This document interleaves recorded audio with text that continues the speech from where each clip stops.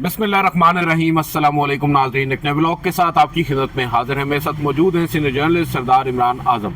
नाज़रीन, आज के इस व्लॉग में हम बात करेंगे पाकिस्तान तहरीक इंसाफ को लगने वाले उस बड़े सियासी धचके की जिसकी तवक्को नहीं की जा रही थी। तवक्को तो यही थी कि कम से कम ईद के बाद एक ग्रैंड अलायंस बनेगा और तमाम तर जो अपोजिशन जमातें हैं जो एक्चुअल में अपोजिशन कर रही हैं वो बाजमात होकर एक एहतजाज शुरू करेंगी जिससे एक प्रेशर बिल्डअप होगा और जो मौजूदा हालात हैं या मौजूदा जो सियासी मंजरनामा है वो तब्दील हो जाएगा। लेकिन आज जो सरदार इमरान साहब खबर लेकर आए हैं उससे तो बज़ाहिर नज़र यही आ रहा है कि जो कुछ जैसा चल रहा है आइंदा आने वाले कुछ माह या इवन साल भी हो सकते हैं, यही सब कुछ चलेगा। अब सब अच्छे की रिपोर्ट आ रही है इस्टेब्लिशमेंट कैंप से। जहाँ तक ताल्लुक़ है मौलाना फजल रहमान साहब का, मौलाना फजल रहमान साहब ने जाते जाते पाकिस्तान तहरीक इंसाफ के साथ दगा किया या पाकिस्तान तहरीक इंसाफ के साथ उनकी नहीं बन पाई। असल स्टोरी क्या है सरदार इमरान साहब ज़रा आप बताएं, क्योंकि हम तो ये तवक्को कर रहे थे कि ईद के बाद से एक तहरीक शुरू होगी और जो प्रेशर इस वक्त इस्टेब्लिशमेंट के ऊपर बिल्ड नहीं हो सका अपोजिशन जमातों की जानिब से, शायद उसमें कोई मोमेंटम बनेगा और ज़ाहिरी बात है प्रेशर होता है तभी फिर मुज़ाकरात का दौर भी शुरू होता है। जब प्रेशर ही नहीं होगा तो फिर सब अच्छा ही रहेगा। देखें आदिल सरफराज साहब, इसमें हम पहले भी ये कहते रहे हैं कि जो तहरीक इंसाफ है वो इस वक्त बिल्कुल होम्योपैथिक हो चुकी है। ना सड़कें गर्म हैं, ना बाहर से कोई प्रेशर आ रहा है हुकूमत पाकिस्तान पे या इस्टेब्लिशमेंट पे। ऐसे में तहरीक इंसाफ के लिए बड़ा ज़रूरी था कि वो जिस ग्रैंड अपोजिशन अलायंस की तरफ जा रही थी ईद से पहले पूरा रमज़ान हम ये देखते रहे कि जी ईद के बाद जो है ग्रैंड अलायंस अपोजिशन का बनेगा और सड़कों पे आएंगे, एहतजाज होगा और फिर जो है ना हुकूमत पे या इस्टेब्लिशमेंट पे कोई प्रेशर बनेगा। उस हवाले से जो असल जो फरीक थे ना वो मौलाना फजल रहमान थे, जो कुंजी थी इस अपोजिशन अलायंस की वो उनके हाथ में थी। इसलिए कि एक तो उनके पास स्ट्रीट पावर भी है उनके पास और बड़ी तगड़ी किस्म की है, जो डंडे भी खा सकते हैं, लाठियां भी खा सकते हैं। करीब में पीडीएम को लीड कर चुके हैं, एक डेमो दे चुके हैं, वो दे चुके हैं। और उसके बाद आपको पता है वो जब आके यहाँ पे बैठ भी गए थे जो है ना शावर मोड में और कई दिन तक बैठे रहे और बड़ी अच्छी खासी तादाद थी। तो वो और अगर पीटीआई की स्ट्रीट पावर ये मिल जाती तो बहुत बड़ा प्रेशर बन सकता था, हुकूमत के लिए थ्रेट हो सकती थी।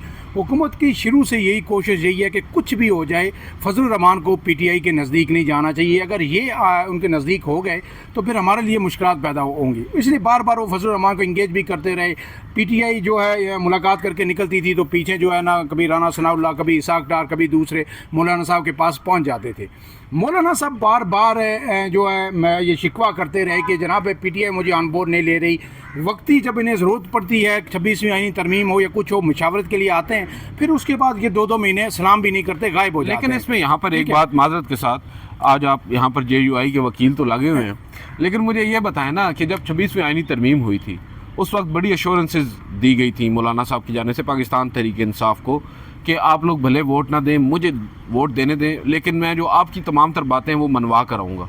ठीक है, वो मनवा कर क्या आए हैं सर?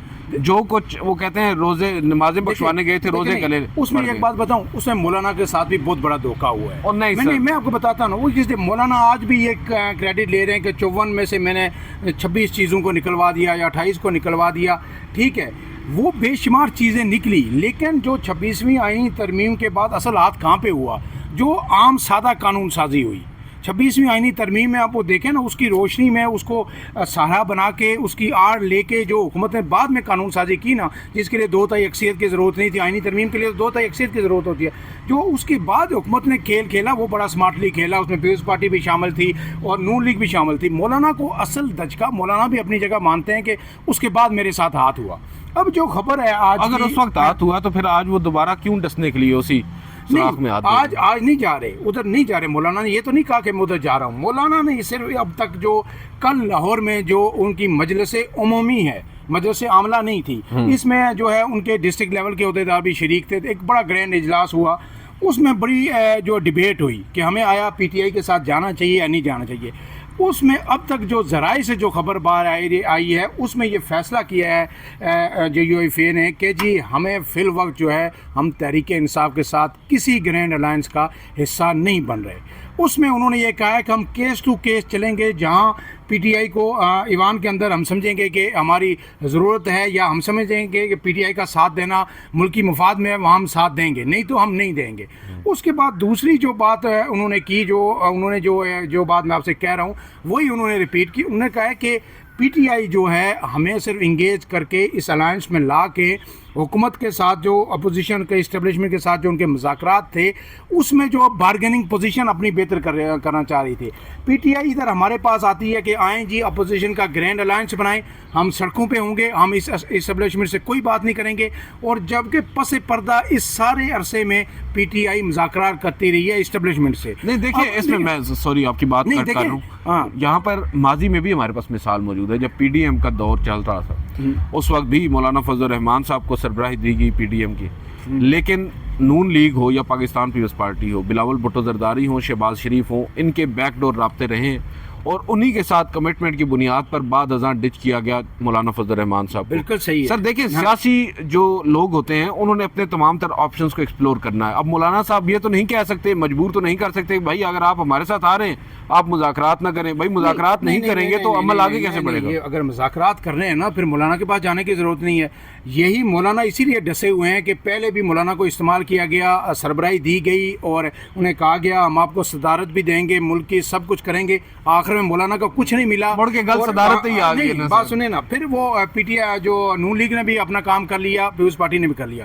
اب بھی اگر یہ مولانا کو یوز کر کے پریشر بنا کے گرینڈ الائنس بنا کے پی ٹی آئی تو اپنا کام کر کے نکل جائے گی، وہ مذاکرات مولانا تو ہوا میں ہوں گے نا۔ مولانا یہ کہہ رہے ہیں مجھے کیا فائدہ ہوگا۔ اب آپ کو پتہ ہے کہ اس سارے گرینڈ الائنس میں یہ جو چیزیں ڈسکس ہو رہی تھیں وہ ڈی آئی خان کا حلقہ تھا، ملکی مفاد کی ہو رہی ہے اور پھر مجھے فائدہ، یہ مجھے سمجھ میں نہیں، یہ تو ہوگا نا۔ دیکھیں بات سنیں، جب چیزیں کہاں پہ جو رکھنا تھا وہ کہاں پہ دیکھیں اس وقت ایک بنیادی طور پہ نا آپ کو ایک سینٹرل پوائنٹ رکھنا ہے نا کہ بھائی اگر آپ سمجھتے ہیں تمام فریقین اس بات پر متفق ہیں کہ یہ جو ریڈ لائن ہے کراس کر دی گئی ہے یہ ہمارے ملک کے لارجر انٹرسٹ میں نہیں ہے، ہمیں اس چیز کو ریورس کرنا ہے اور ہم بائی ہک اور بائی کروک ہم احتجاج کر کے سڑکوں پر نکل کر جیسے بھی مجبور کریں گے مقتدرہ کو کہ بھائی آپ سنبھلیں واپس آئیں۔ یہاں تک تو آپ کو اتفاق ہونا چاہیے نا۔ دو چیزیں ہیں نا، دیکھیں چیزیں کلیئر ہونی چاہیے۔ پہلی بات ہے کہ آپ نے یہ ساری چیزیں ٹیبل پہ بیٹھ کے مذاکرات کے ساتھ جو ہے آپ نے ریورس کروانی ہے، یا آپ سمجھتے ہیں کہ بھائی یہ زیادتی ہے، ظلم ہے ملک کے ساتھ، سیاست کے ساتھ، جمہوریت کے ساتھ۔ اب ہمارے پاس کوئی آپشن نہیں ہے سوائے اس کے کہ ہم کشتیاں جلا کے سڑکوں پہ نکلیں گے، جتنی بھی اپوزیشن ہے، ٹھیک ہے۔ لیکن اس اپوزیشن کو لیڈ کون کر رہا ہے؟ اس وقت پی ٹی آئی کر رہی ہے نا، تو پھر یہ کال پی ٹی آئی کی ہونی چاہیے۔ پی ٹی آئی کی طرف سے کلیئر کٹ سٹانس یہ دینا چاہیے کہ بھائی اسٹیبلشمنٹ سے کسی سطح پر کوئی مذاکرات نہیں ہوں گے، ہم تمام اپوزیشن کو لے کے سڑکوں پہ جائیں گے اور اب سڑکوں پہ مجبور کریں گے اپوزیشن حکومت کو، اسٹیبلشمنٹ کو کہ یہ چیزیں 26ویں ترمیم سمیت سب چیزیں جو ہے ریورس ہوں۔ اب پی ٹی آئی آپ کو پتہ ہے اعظم سواتی بارہا ایک دفعہ نہیں 10 دفعہ کہہ چکے ہیں کہ ہم مذاکرات کے لیے تیار ہیں، ہم مذاکرات کریں گے، ٹھیک ہے۔ وہ پی ٹی آئی بریسٹر گور بھی کہہ چکے ہیں کہ جناب بالکل ہم ہر وقت تیار ہیں میننگ فل ڈائلاگ کے لیے۔ تو مولانا یہ کہہ رہے ہیں کہ جناب جب ہمیں استعمال کر کے، ہمیں پریشر بنا کے، ہمیں یوز کر کے تو یہ مذاکرات کرنا چاہ رہے ہیں، تو پھر ہم ان کے ساتھ کیوں جائیں، جا کے مذاکرات کریں، ہم اپنی سیاست اپنی طور پہ کھیلیں گے۔ مولانا نے پہلے بھی ان کو کہا کہ جناب علی امین گنڈا پور کا جو حلقہ ہے، آپ کو پتہ سیاست ساری وہیں پہ پھنسی ہوئی ہے، ٹھیک ہے۔ علی امین گنڈا پور کوئی مولانا کو سپیس دینے کے لیے تیار نہیں ہے۔ مولانا چاہتے ہیں کہ میرا جو ان کا بیس ہے وہی حلقہ ہے، وہی علاقہ ہے، ٹھیک ہے، تو وہاں پہ ہمیں سپیس دی جائے اور جو ہے علی امین گنڈا پور کو منایا جائے۔ لیکن پی ٹی آئی آج تک ان کو منانے میں بھی کامیاب نہیں ہوئی، تو مولانا کو کون سے نفلوں کا ثواب ہے کہ وہ اس میں آگے جائیں گے۔ اب مولانا نے اپنا راستہ اختیار کر لیا ہے۔ انہوں نے یہ کہا ہے کہ جناب میں جو ہے نا اسی ہفتے جو ہے میرے خیال میں انہوں نے کہا ہے کہ جناب لاہور میں جو اسرائیل مرد آباد ریلی مینار پاکستان کے مقام پر ہوگی 27 اپریل کو۔ پھر انہوں نے پشاور کی کال دی ہے نیکسٹ ویک میں، اس کے بعد کوئٹہ میں وہ ریلیاں کریں گے۔ اس سب کے ساتھ ساتھ آپ نے دیکھا کہ کل جو ہے اسلام آباد میں جو جماعت اسلامی کا جو فلسطین مارچ تھا بڑا ہی کامیاب مارچ ہوا اور ہزاروں کی تعداد میں لوگوں نے وہاں پہ شرکت کی۔ حکومت نے روڑے بھی اٹکائے، کنٹینرز بھی لگائے، ایکسپریس وے کو بند بھی کیا، لیکن ہزاروں لوگ وہاں پہ پہنچے اور اس کی بڑی کوریج ہوئی دنیا کے اندر۔ ایک میسج بھی گیا، حماس نے بھی آج اس کی جو ہے نا شکریہ ادا کیا پاکستان کا۔ اب پی ٹی آئی جو ہے جو جماعت اسلامی ہے وہ حافظ نعیم الرحمان کے بعد ایک دفعہ پھر جو اپنی اسٹریٹ پاور ہے اس کو مسلسل جو وہ ریوائیو کر رہی ہے، اسے واپس گیدر کر رہی ہے، اور یہ مولانا کو بھی کل کے بعد یہ سمجھ آ گیا. اسی وجہ سے آج جو ہے مولانا جب ہم آپ سے بات کر رہے ہیں تو شاید اس وقت وہ جو منصورہ میں پہنچ چکے ہیں. آج ان کی ملاقات طے ہے. وہ ہوتی ہے یا نہیں ہوتی، لیکن یہ خبریں آئی ہیں کہ آج وہ جماعت اسلامی کے جو امیر ہیں ان کے پاس جائیں گے اور جو ہے مستقبل کے حوالے سے، سیاست کے حوالے سے گفتگو کریں گے.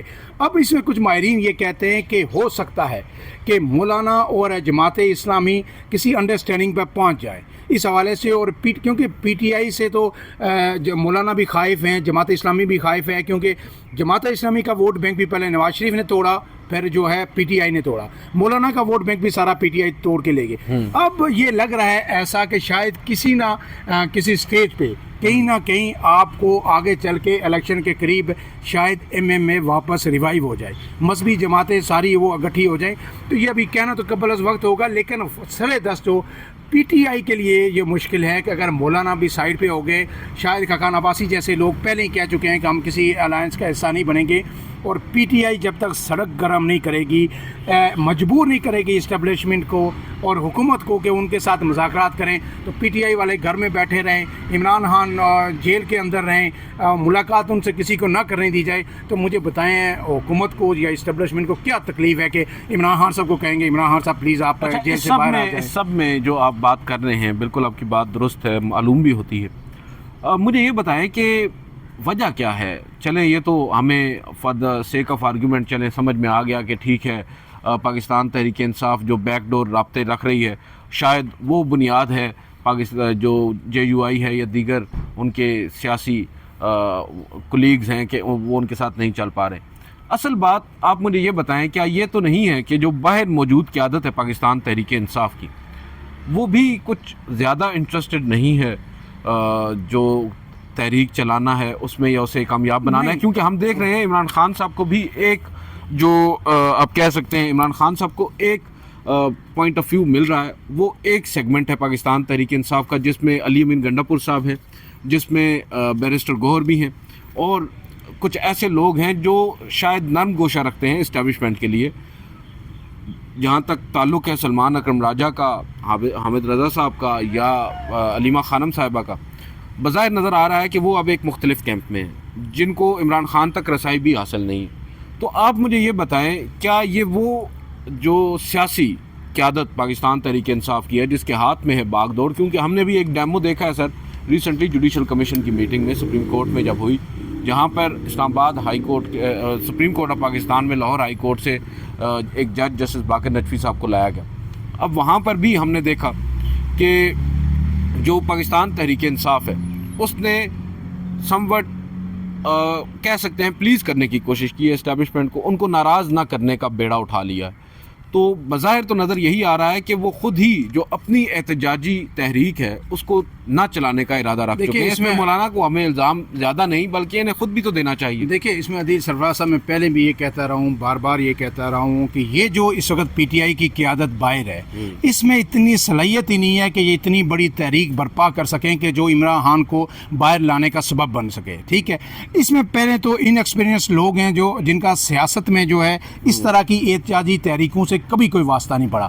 ایک تو وکلا کی عادت ہے، ٹھیک ہے، وہ بھی وہ وکلا نہیں ہے جو افتخار چودھری کے دور میں تحریکوں کو لیڈ کرتے تھے. وہ ہوتے تو شاید پھر بھی کچھ نہ کچھ کسی حد تک ہو جاتا. لیکن آج جو سلمان اکرم راجہ ہیں یا دوسرے بیرسٹر گور ہیں، ان میں نہ یہ لوگوں کو نکالنے کی صلاحیت ہے، نہ یہ وہ تحریک لیڈ کر سکتے ہیں. جہاں تک بات ہے جناب عمر ایوب صاحب کی، تو عمر ایوب صاحب نے جو ہے نا ساری زندگی نون لیگ میں بھی رہے، کاف لیگ میں بھی رہے.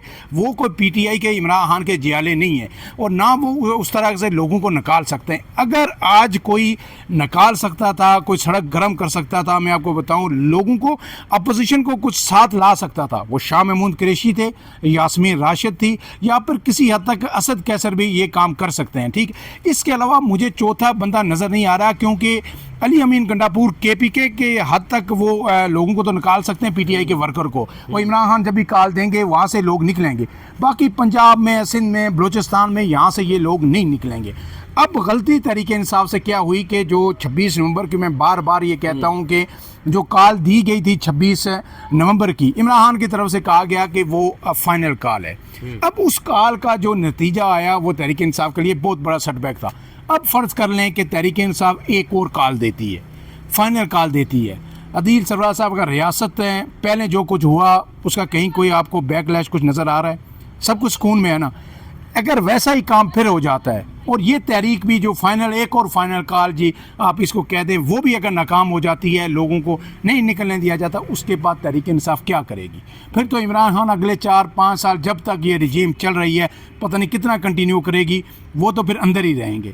ایسے میں جو پی ٹی آئی کو جو چاہیے تھا کہ یہ ڈیل کی باتیں، یہ مذاکرات، یہ سب کچھ چھوڑ کے، مذاکرات تو الٹیمیٹلی جب آپ سڑک گرم کریں گے، پریشر لائیں گے تو ہونے ہی ہونے تھے. جو اگر 24 نومبر کو آپ بیٹھ جاتے سنگجانی میں تو یہ مذاکرات ہیں کچھ اور رخ اختیار کرتے. آپ دوڑتے ہوئے یہاں پہ آئے جی، کوئی کہہ رہا ہے علیمہ خان لے کے آئیں، کوئی کہتا ہے گنڈا پور لے کے آئے، کوئی کہہ رہا ہے بشرا بی بی لے کے آئیں. آپ نے مار کھائی، آپ لوگ بھاگے اور آج تک آپ کو پتہ ہی نہیں کہ کیا ہوا کیا نہیں ہوا. بھاگنے کا ٹھیک ہے، ہاں تو جو بھی ہوا چلے گئے نا. اب یہاں نہیں دیکھیں، نہیں وہ دیکھیں نا بات، وہ یعنی ڈسپرس ہو گئے نا، وہ ایک غلط موو تھی. آپ 4 دن وہاں پہ بیٹھتے، اس کے بعد 2 دن بعد یہاں پہ آ جاتے. آنے کا آپشن تو ہر وقت دیکھیں آگے آ کے پیچھے جانے کا کوئی آپشن نہیں ہوتا. پیچھے آپ بیٹھے ہیں تو آپ آگے آ سکتے ہیں. آپ ایک ہفتہ بھی وہاں پہ بیٹھتے، دن بہ دن ہر گزرتے گھنٹے کے ساتھ اسٹیبلشمنٹ اور حکومت پہ پریشر آنا تھا. آپ دوسرے دن ہی بھاگ کے یہاں پہ آ گئے، آپ ایک ہفتہ وہاں پہ بیٹھتے، یہ حکومت گھٹنوں پہ آ جاتی. اب جو ہے نا ایسی کوئی بھی موو اگر ناکام ہوتی ہے تو عمران خان کے لیے، پی ٹی آئی کے لیے بہت بڑا سیٹ بیک ہے. لیکن ایسے میں ضرورت یہ اس بات کی ہے، پی ٹی آئی کو گھبرانا نہیں چاہیے، ڈرنا نہیں چاہیے. ان لوگوں کو کنوکشن کے ساتھ، جو پی ٹی آئی کے لوگ ہیں، انہیں اپنے لوگوں کو باہر نکالنا چاہیے، اپوزیشن کو ساتھ ملانا چاہیے، اور اس کے بعد یہ اپوزیشن جو یہ حکومت ہے یہ مذاکرات ضرور کرے گی. اچھا، اس میں ایک چیز لاسٹلی ناظرین ویڈیو کنکلوڈ کرنے سے پہلے، کہ ہم دیکھ رہے ہیں کہ اسٹیبلشمنٹ نے مختلف محاذ کھول رکھے ہیں. ہم دیکھ رہے ہیں بالخصوص 9 مئی جو بنیادی طور پر ایک جواز ہے اس وقت ہماری اسٹیبلشمنٹ کے پاس، ہماری موجودہ رجیم کے پاس، پاکستان تحریک انصاف کے خلاف کارروائی کا، یا اس پورا جو سیٹ اپ اس وقت کھڑا ہوا ہے، یہ سب 9 مئی کی اس دیوار کے اوپر کھڑا ہوا ہے، بنیاد کے اوپر کھڑا ہوا ہے. اس کے علاوہ ہم دیکھ رہے ہیں انہوں نے عدلیہ آپ دیکھ لیں، آپ سیاسی جماعتیں دیکھ لیں، اوورآل تمام انسٹیٹیوٹس آپ دیکھ لیں، اس وقت ہر جگہ سکوت آپ کو نظر آتا ہے. یہاں پر ایک چیز بڑی امپورٹنٹ ہے جو ہم دیکھ رہے تھے، ایک پریشر جو کانسٹنٹلی بلڈ کیا جا رہا تھا اگینسٹ اسٹیبلشمنٹ، وہ تھا سوشل میڈیا پر پاکستان تحریک انصاف کے. اب یہاں پر پاکستان تحریک انصاف کا جو سوشل میڈیا ونگ ہے، بالخصوص وہ لوگ جو بیرون ملک بیٹھے ہیں، اوورسیز پاکستانی، ان میں بھی تفریق تو ڈال دی گئی ہے. حال ہی میں کچھ خبریں چلوائی گئی ہیں کہ ملاقاتیں کروائی گئی ہیں، اسٹیبلشمنٹ کے ساتھ بھی ملاقاتیں ہوئی ہیں جن سے لا تعلقی کا اظہار کیا گیا، پھر تنقید کی گئی، اور اب یہ کہا جا رہا ہے کہ جو پی ٹی آئی کی اوورسیز لیڈرشپ ہے وہ بھی تفریق کا شکار ہے. تو ہم دیکھ یہی رہے ہیں، کیونکہ بہت سے لوگ یہاں پر آ کر جھوٹے دلاسے بھی دیتے ہیں، بہت سی ایسی خبریں بھی دے رہے ہیں کہ شاید کوئی ڈیل ہو گئی ہے، معاملات طے پا گئے ہیں. مگر جو گراؤنڈ ریالٹیز ہیں اس وقت، چاہے وہ سوشل میڈیا ہو، چاہے وہ آپ کہہ سکتے ہیں کہ عدلیہ ہو، جتنے بھی گراؤنڈز ہیں، وہاں پر اس وقت پاکستان تحریک انصاف کے لیے کوئی ریلیف مجھے تو ملتا نظر نہیں آ رہا. آئندہ آنے والے دنوں میں ہو سکے. عدیل سرفراز صاحب، پہلی بات آپ کی بالکل یہ صحیح ہے کہ اس وقت جو اگر عمران خان کی سیاست کو اب تک زندہ رکھنے میں یا پی ٹی آئی کو زندہ رکھنے میں جو سب سے بڑا کردار تھا وہ پی ٹی آئی کے سوشل میڈیا کا تھا.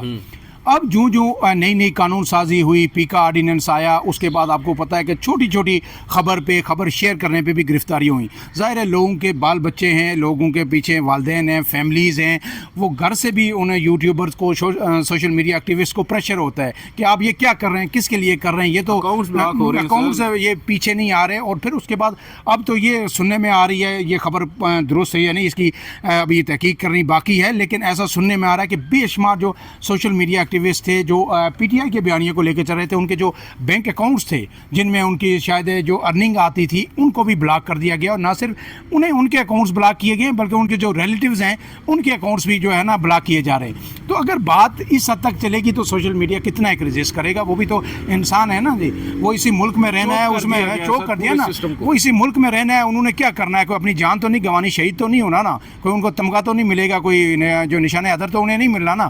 تو وہ بھی سوچ رہے ہیں اگر وہ انسان ہیں، لیکن ایسے میں آپ بار بار یہ بھی کہتا ہوں، پی ٹی آئی کے لوگ بعض دفعہ ناراض بھی ہوتے ہیں جو ہمیں جو خوبصورت کمنٹ سے وہ نوازتے ہیں. میں یہ کہتا ہوں کہ عمران خان کو میں تو اس بات کے بالکل 100% حق میں ہوں کہ مذاکرات کرنے چاہیے، ٹھیک ہے، کیونکہ عمران خان کا باہر آنا بڑا ضروری ہے. اور عمران خان میں کہتا ہوں کوئی ڈیل نہ کریں، کوئی اپنا جو موقف ہے اس کو سرنڈر نہ کرے، لیکن ایک چیز وہ مان لیں کہ وہ باہر آئیں گے، اس سسٹم کو جو ہے غلط ہے صحیح ہے چلنے دیں. وہ جو ہے نا اپنی جو ہے نا حکمت عملی بنائیں، 3 سال ہے 4 سال ہے، پارٹی کو ری آرگنائز کریں ہر سطح پہ. اس کے بعد آئندہ الیکشن میں جو جائیں، اور اگر الیکشن شفاف ہوئے تو عمران خان کو کوئی اقتدار میں آنے سے نہیں روک سکتا. لیکن اگر ہر طرمی اسی طرح رہی اور عمران خان اس بنیاد پہ اندر ڈٹے رہے کہ یہ باہر والی PTI pressure build کرے گی اور یہ مجھے جیل سے چھڑائے گی، تو یہ ہونا ناممکن ہے. چلے بالکل، آپ نے سنا سردار عمران صاحب کے 2 سینٹس بھی آپ کو معلوم ہوئے کہ یہ کیا سمجھتے ہیں، اور انہوں نے تو یہاں پر بڑے بڑوں کو پیغام بھی دیا ہے. دیکھتے ہیں وہ ہمارا ویڈیو یہ ولاگ سنتے ہیں یا نہیں، سردار صاحب کی بات مانتے ہیں یا نہیں. آج کے اس ولاگ سے اتنا ہی، اجازت دیجیے، اللہ حافظ.